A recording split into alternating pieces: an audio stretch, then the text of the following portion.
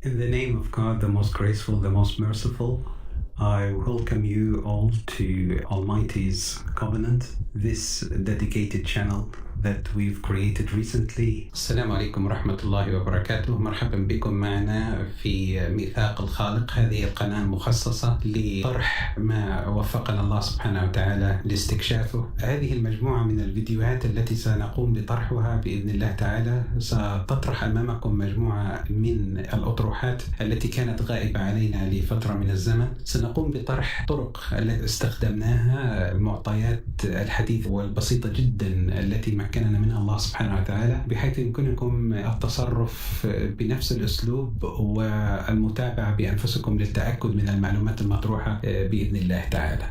ما استدعى انتباهي عند قراءة القرآن الكريم هي الآيات الموجودة بسورة القمر: ولقد يسرنا القرآن للذكر فهل من مدكر. هذه الآيات الصغيرة في الحجم الكبيرة في المضمون تطرح تساؤلا كبيرا جدا: هل نحن تداركنا على مدى عصور مضت معنى هذه الآيات؟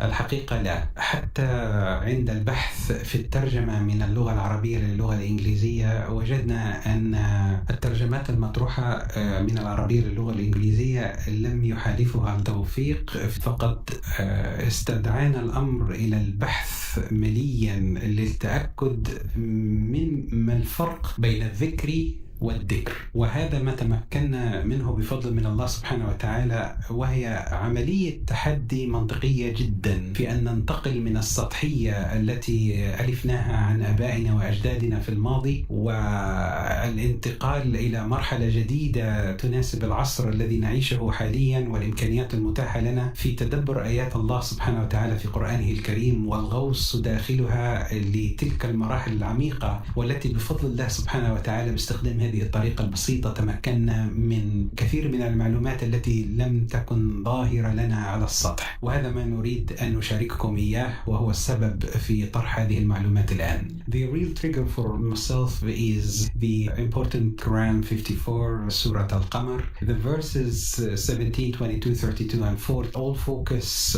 on the clear distinction between the two words dhikr and dhikr.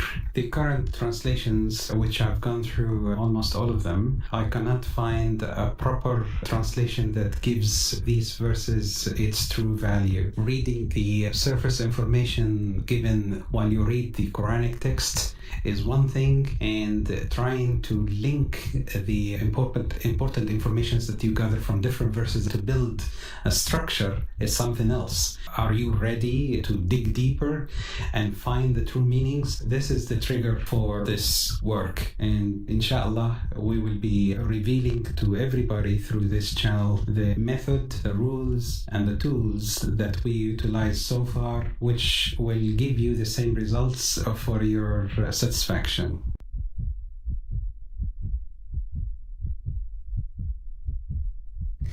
As per the three dimensions we're going to handle here: methods, rules and tools. We'll start with methods, basically listing of all methodology that we use, using all the electronic Quranic texts that we have available to us today through mobile phones, tablets, computers, using the internet websites that are readily available for us, dedicated to help you search for word or verse within the Quranic text. This is a very important concept that we cannot do without. It is called in the Quran tartil. Unfortunately, it is not widely understood by a lot of us. Tartil is not a sound of the Quran when it is read, but in reality it is the grouping of similar search results in a statistical manner that you can see all the list and ease the understanding of the specific term or word from within the Quran itself. We will handle this with some examples later on, so it will be clear to everybody exactly how to handle tartil, or the grouping of the results. Will only pop up when you have similar verses presenting the same word. Otherwise, you'll have to rely on dictionaries, and this is something we try to minimize as much as possible, handling the proper text, Quranic text from within the Quran itself, and this method helped us tremendously. أهم الطرق التي نعتمد عليها هي عملية ترتيل الآيات. مبدأ ليس جديدا ولكن ساعدنا عليه بعون الله سبحانه وتعالى استخدام التكنولوجيات الحديثة، حيث يمكننا باستخدام التطبيقات المحمولة في أجهزة الجوال أو باستخدام المواقع الإلكترونية الحالية والتي تعرض بكل دقة المصاحف الشريفة، ويمكننا من خلالها البحث على بعض الكلمات، فيقوم البرنامج بعرض كل آيات المصحف الشريفة التي تحتوي على هذه الكلمة. وبهذا الأسلوب الممتاز يمكننا التعرف على معنى الكلمة من داخل القرآن نفسه، وبدون الحاجة لاستخدام تفسير خارج عن المصحف أو قواميس اللغة العربية. وسنطرح هذا الشيء ونتأكد من هذه التجربة معا، حيث تعطي نوع من الثقة في التعامل مع مفردات القرآن بدون أي تردد. The second concept or method, it is the precision. The Quranic text is robust, precise, accurate, and the deep analysis that we are doing reveal key verses which is important to unlock the other levels or layers that we have within our research. The key to this is believing in the accuracy of the information and the Quranic text given to you by Almighty Allah subhanahu wa ta'ala. This is key to figuring out the key verses and gathering those important verses that will unlock the new levels. This is the method we are following, and we'll show you this in practice by going through some examples, and you will see how important this is for the in-depth analysis of the Quranic text. أهم المعطيات التي سنتعامل معها هي المفاتيح، آيات المفاتيح. الآيات المفاتيح هي الآيات التي تفتح لنا أبواب نتحرك من خلالها لأعماق مختلفة في طبقات مختلفة من الفهم المتراكم للقرآن الكريم. سيكون من الصعب تماما جمع معلومات جديدة من القرآن أو تفهم المعلومات المطروحة إن لم نتمكن من الحصول على الآيات المفاتيح. وسبحان الله، مجرد الحصول على فهم معمق وجديد لطبقة جديدة يجعلك عندما تقرأ القرآن من جديد تراه بمستوى مختلف أوسع تماما مما كان من قبل، وتعطيك الفرصة للحصول على مفاتيح جديدة، فهي عملية تراكمية بإذن الله تعالى. The Quranic text is numerically locked. This is proven through simplified Excel sheet, nothing fancy, very, very simple, straightforward. You have the text of the Quran electronically, and we've tested using the number of verses, the number of words, the number of letters, and through a simplified code testing which we will present to you, it is impossible to remove a letter without destructing the structure. Once you remove a letter or remove a word, our first tests on this direction proven without any doubt that the numerical Quranic text is a very important key to bolster your confidence in all the activities that is going to be built on the Quranic text from now on. بحمد الله تمكنا من استخدام بعض الإحصائيات العددية البسيطة لكلمات وحروف وآيات المصحف الشريف باستخدام البرمجيات البسيطة جدا والمتاحة. تعمل كقفل لإحكام المصحف الشريف إلكترونيا بشكل ممتاز وسهل، بحيث يعجز أي إنسان عن الإخلال بالتراكمية لكلمات وحروف وآيات القرآن الكريم. فإذا رفع حرف أو أضيف حرف يسقط النظام العددي. أي تلاعب في الكلمات وإخراجها عن مواضيعها تسبب إنذار مباشرة بطريقة عددية. سنقوم بطرحها بإذن الله تعالى حتى يتمكن المتخصصون منكم بإذن الله تعالى من استخدامها والبناء عليها إن شاء الله. One of the important dimensions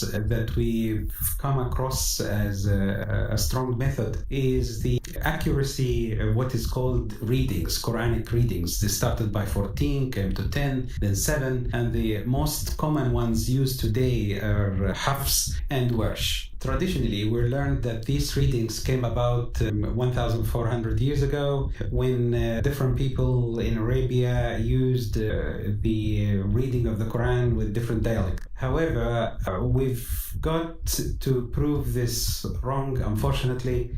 The only reading that is proved to be strong facing the tests that we thrown at it in comparison to the rest is the Hafs one, and we're going to prove this to you in a systematic, most simplified way of direct comparison, letter for letter, word for word, meaning for a meaning. And by doing it so, we managed automatically to eliminate the other readings. There is no need to use them anymore. Only the focus is in Hafs. أنظمة القراءات الموروثة من الماضي والتي كانت تعد 14 ثم نقصت إلى 10 إلى 7 وأكثر متداول حاليا هي قراءة حفص وقراءة ورش. اختبارات البسيطة تثبت عدم مصداقية القراءات الأخرى مقارنة بحفص، فالمقارنة كلمة بكلمة حرف بحرف معنى بمعنى ونراه منسجما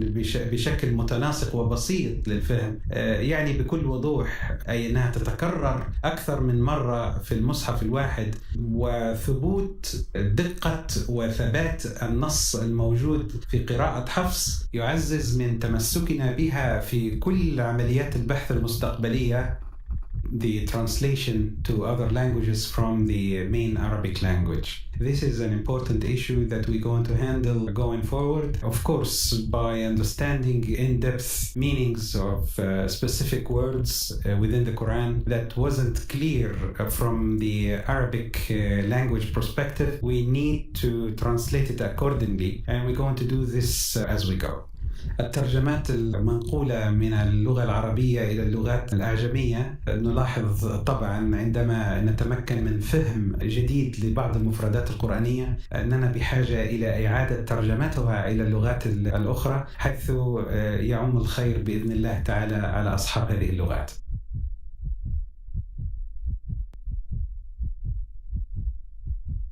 One of the important rules that we've been focusing on is the tandem, or in Arabic called taraduf. It is one of the prominent phenomena in languages, specifically in Arabic language. In Polish language, for example, you can easily equate the words father and stepfather, ab wa walid. And this is, in the Quranic language, is forbidden. You cannot ever have two different words within the Quranic text that equal the same meaning. This is a no-go rule. We found that each word can have different meanings within different sentences. However, no different unique words have the same meaning in the Quran. And this is something helping us to understand and be able to unlock different levels as we discussed before. من أهم القواعد التي تعاملنا معها ونتعامل معها في القرآن الكريم الحمد لله هي عدم الترادف. لغة العرب هي لغة تعتمد على الشعر. الشعر جزء مهم جدا من منظومة الحياة العربية القديمة، وللأسف الشعر لا يعيبه الترادف. يقومون بسرد قصيدة تذكر كلمة والد وأخرى تذكر كلمة أب، ويتعاملوا مع المعنى بشكل واحد بدون أي فروقات بينهما إطلاقا، وهذا خطأ فادح. للأسف لا يمكننا التعامل مع لغة القرآن بهذا المنهج الفضفاض. تعاملنا مع لغة القرآن هي لغة دقيقة. الله سبحانه وتعالى دقيق جدا، لغته واضحة شاملة بشكل جيد، تعطي معاني دقيقة ولا يمكن التعامل معها بهذا الشكل المتراخي للغة. فسنتعلم معا بإذن الله تعالى كيفية التعامل مع اللغة القرآنية بحيث أن المفردات المختلفة لا يمكن أن تعطي معنى المعنى واحد. فكلمة والد كما نعرف هو الأب، فالأب هو من يربي، والوالد هو الوالد البيولوجي للمولود، ولا يستوي المعنيان إطلاقا، شتان ما بين الاثنين. Another important rule is the Quranic writing. The words, drawing of the word is fixed. It can be shown at some areas for those of you who understand the Arabic language, specifically writing in Arabic.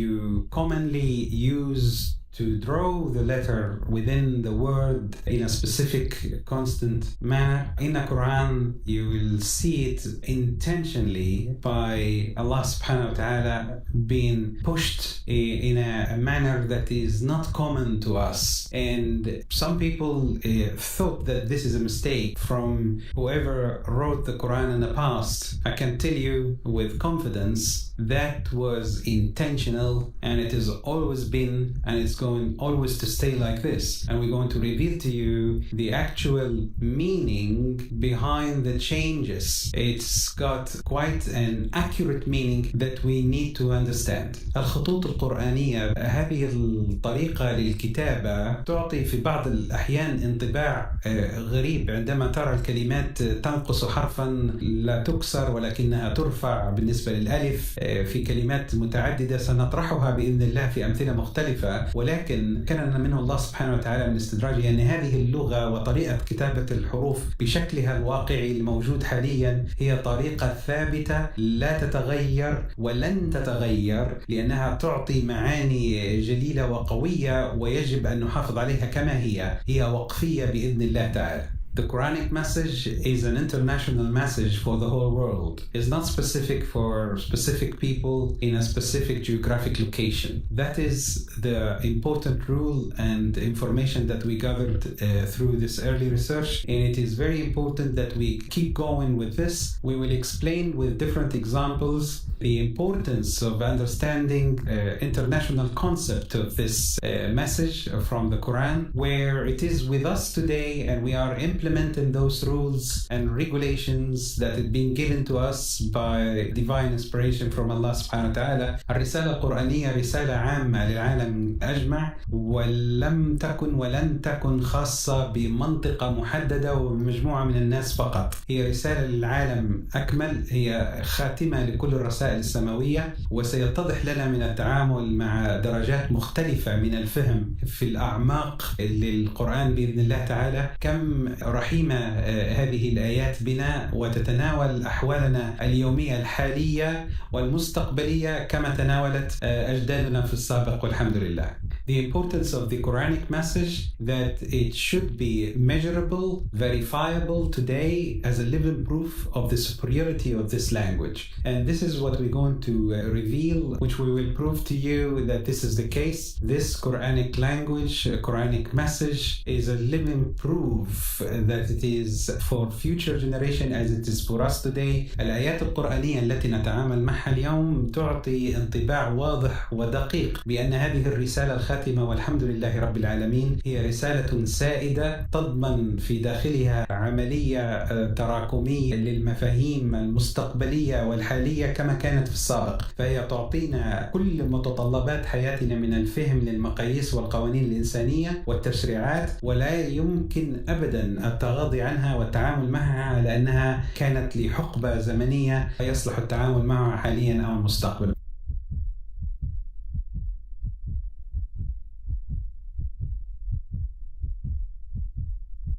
The tools that we are handling, specifically as listed, those are common, very strong tools, simple to use. I would love for everybody to test these websites and see it by themselves through the examples that we're going to handle. How can you utilize these websites and get the information that would help you to dig deeper into the Quranic text and facilitate search for the key verses. بعض المواقع الإلكترونية قمنا بعرضها هنا، وهذه المواقع سهلت علينا عملية التعامل مع البحث، فهي دقيقة في سرد المفردات أو التعامل بالشكل لتجميع الكلمات في أماكن والآيات في أماكن موحدة، بإمكاننا أن نقوم بعملية مقارنة سريعة. هذا شيء ممتاز جدا بإذن الله تعالى. ووفرة القرآن الإلكتروني حيث يمكنك التعامل معه من بعض هذه المواقع،